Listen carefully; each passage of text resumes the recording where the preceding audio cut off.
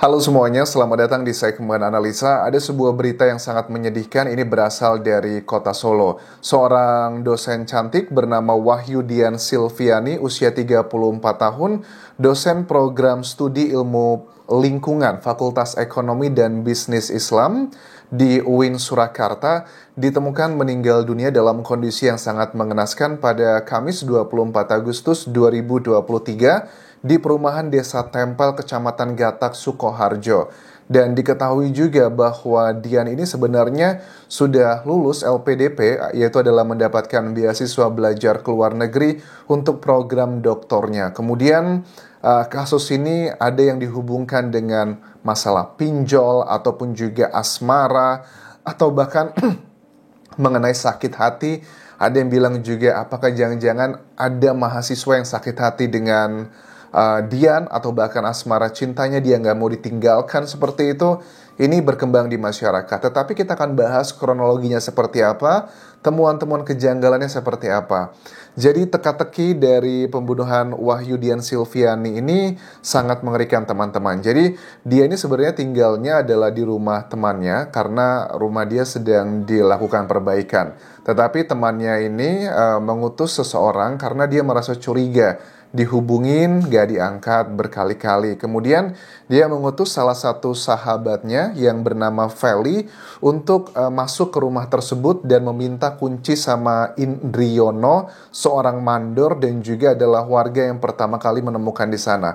Pada saat mereka coba masuk ke rumah tersebut, itu nggak diketok-ketok, nggak dijawab, dan akhirnya mereka coba mengintip dari atap, dan pada saat mengintip ke atap, mereka juga sudah curiga karena sudah banyak banget bercak-bercak noda merah yang berupa darah, itu ada di tembok, ada juga di lantai, terus juga di pintu. Tetapi uniknya adalah tidak ada kerusakan. Aku lihat di sini karena kan pada saat mereka mau masuk, ngetok-ngetok itu nggak bisa, tapi tidak ada kerusakan pintu, tidak ada kerusakan jendela. Makanya bagaimana Indriyono dan juga Feli itu bisa masuk ke lokasi kejadian, itu karena Indriyono adalah mandor yang memperbaiki rumahnya dan dia juga punya kunci serepnya.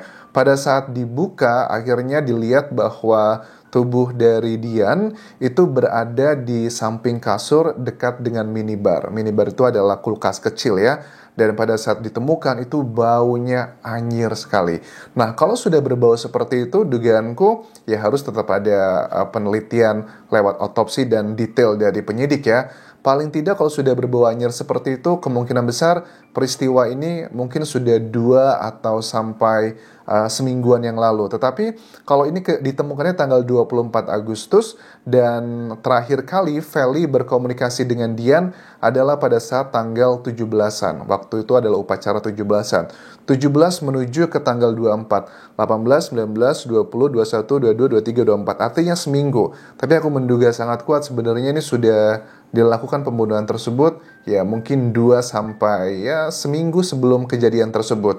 Karena juga tanggal 25 Agustus 2023 seharusnya Dian itu melakukan wawancara LPDP untuk menyelesaikan tahapan proses mendapatkan beasiswa karena dia baru aja selesai mengambil tes IELTS ya, standarisasi untuk kemampuan bahasa, dan nilainya juga sangat tinggi, sekitar 7,5.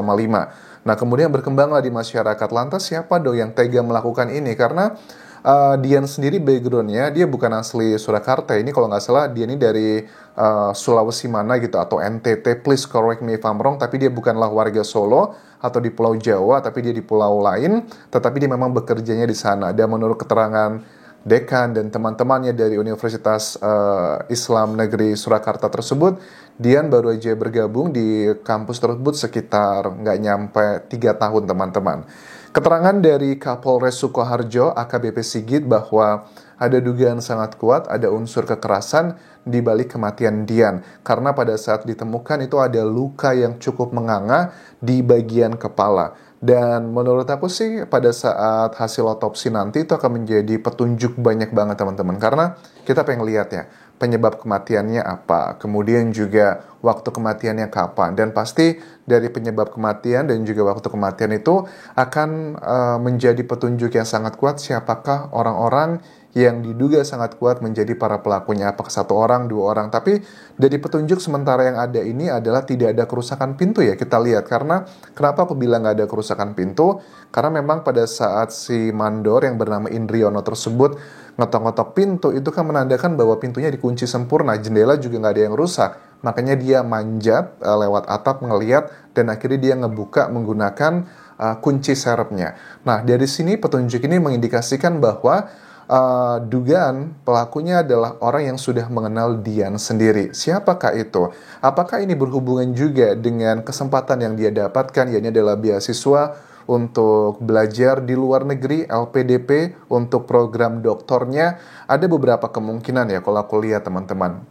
Ada yang bilang mungkin adalah sakit hati. Betul, sakit hati adalah common motif ya, yang biasanya terjadi di kasus pembunuhan. Tapi kan sakit hati itu sangatlah relatif. Sakit hati, apakah sakit hati karena hubungan asmara, atau pertemanan, atau sosial, atau bahkan dengan mahasiswanya. Kita bahas coba, ada dugaan bahwa apa jangan-jangan ini Wahyu Dian Silviani itu memiliki permasalahan dengan mahasiswanya. Masa sih anjas mahasiswa berani seperti itu? Ya, ada juga kasus di Indonesia ya, yang mahasiswa membunuh dosennya juga ada beberapa kali. Bahkan waktu aku ingat dulu, waktu aku masih zaman kuliah di Thailand juga, ada salah satu dosenku yang bilang membaca berita tersebut, kalau nggak salah dari Sumatera Utara ya, waktu mungkin 6 atau 7 tahun yang lalu, ada dosenku yang baca berita bahwa, Anjas, aku baca berita nih, ada mahasiswa membunuh dosennya gara-gara urusan akademik, katanya bimbingannya sulit. Terus dosenku bercanda ke aku, kamu jangan gitu ya Anjas ya, aku berusaha ngebantu kamu kok. Itu bercanda doang, tapi intinya memang ada pernah kejadian seperti itu. Tidak bermaksud menuduh, tetapi ini adalah menjadi possibility, akan menjadi petunjuk. Kita lihat apakah ada dia janjian sama dosen, sama mahasiswa. Karena kan pekerjaan dia adalah sebagai seorang dosen, yang otomatis dia suka tidak suka salah satu interaksinya setiap hari berkomunikasi dengan mahasiswa ataupun juga koleganya. Bagaimana dengan handphone? Handphone ini akan menjadi petunjuk yang sangat kuat sekali kapan terakhir kali dia aktif. Mudah-mudahan dari penyidik setempat sudah melakukan identifikasi kayak di kasus Subang ya teman-teman. Harusnya kan sudah ada pengecekan kalau sudah ada waktu kematian. Nanti akan dicek dari seldamnya, dari BTS setempat. Pada jam segitu di waktu kematian, misalkan waktu kematian Wahyu itu let's say anggap aja di hari mungkin Rabu 23 Agustus jam sekian-sekian gitu. Nah, nanti dicek aja di lokasi tempat tinggal TKP tersebut, dicek BTS-nya ada lokasi handphone punya siapa aja ya. Itu akan menjadi petunjuk sangat jelas dan akan menjadi salah satu alat bukti ya untuk menentukan satu orang tersangka. Kemudian juga mengenai persaingan dosen. Apakah ini berhubungan dengan persaingan dosen? Karena aku juga sebagai dosen di Thailand, ya ini ada possibility sangat kuat juga sih mengarah ke sana, menjadi salah satu orang yang dekat gitu. Tapi kan kalau dosen masalah LPDP tersebut, kan LPDP itu adalah sebuah lembaga yang memberikan, lembaga dari negara ya, kesempatan semua orang bisa ngedaftar, nggak harus dikirim dari universitas untuk mewakili, nggak seperti itu. Menurut aku sih tidak ada hubungan dengan LPDP tersebut. Atau yang lain juga mengatakan mengenai asmara nih.